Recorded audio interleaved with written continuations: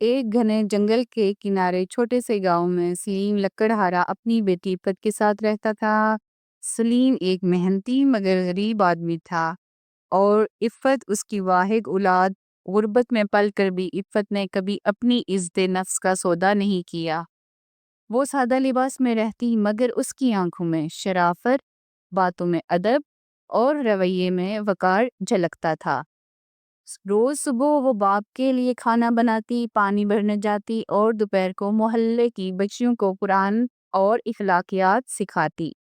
اس نے کبھی کسی سے کچھ نہیں مانگا، بس جو پاس تھا اس پر شکر ادا کرتی۔ دوسری طرف سلطنت نازنین کا شہزادہ ارمان ایک خوبرو مگر قدرے خود پسند نوجوان تھا۔ اس نے ہمیشہ محل کی چمک دمک دیکھی تھی اور حسن کو صرف چہرے کی خوبصورتی سے تولا تھا۔ ایک دن بادشاہ سلامت کے ساتھ شکار کی غرض سے وہ جنگل کے قریب آیا اور گھوڑے سے گر کر زخمی ہو گیا۔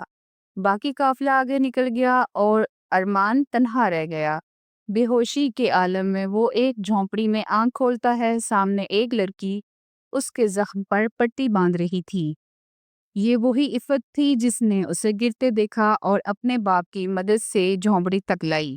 شہزادہ حیران ہوا۔ عفت نے نرمی سے اس کا علاج کیا مگر کسی قسم کا چال پلوسی یا خوشامد نہ کی۔ شہزادے کو یہ نرمی اور وقار عجیب لگا کیونکہ محل کی عورتیں اس کے قدموں میں بچھی رہتی تھیں۔ ارمان نے پوچھا، تم جانتی ہو میں کون ہوں؟ عفت نے کہا، انسان ہو، بس اتنا جانتی ہوں، یہاں شہزادے اور فقیر برابر ہیں۔ جب بات خدمت کی ہو، شہزادے کو پہلی بار اپنے شہزادہ ہونے پر شرمندگی محسوس ہوئی۔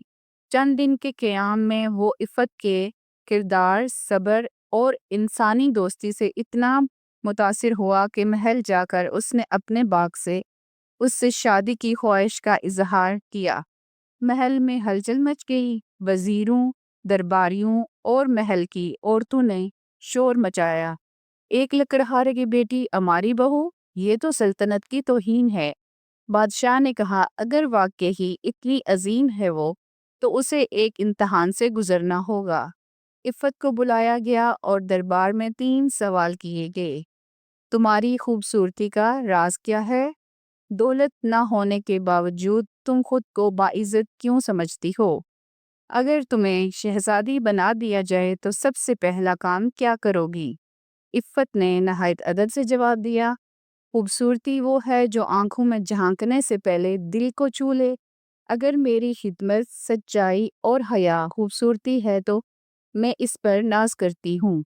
دولت وقتی چیز ہے، عزت نفس اور سچائی انسان کو ایسا سرمایہ دیتی ہے جو محلوں سے بھی قیمتی ہے۔ میں محل کے دروازے کھول دوں گی تاکہ ہر غریب لڑکی یہ جان سکے کہ عزت لباس سے نہیں کردار سے ملتی ہے۔ سارا دربار خوش ہو گیا۔ بادشاہ نے وہیں اعلان کیا، آج سے عفت نہ صرف شہزادی ہے بلکہ سلطنت کی عزت کی علامت بھی ہے۔ اس کہانی سے ہمیں یہ سبق ملتا ہے، خوبصورتی چہرے سے نہیں کردار سے ہوتی ہے، عزت خون سے نہیں سچائی، خدمت اور حیا سے ملتی ہے۔ اصل شہزادی وہ ہوتی ہے جو دل جیتے نہ کہ تخت۔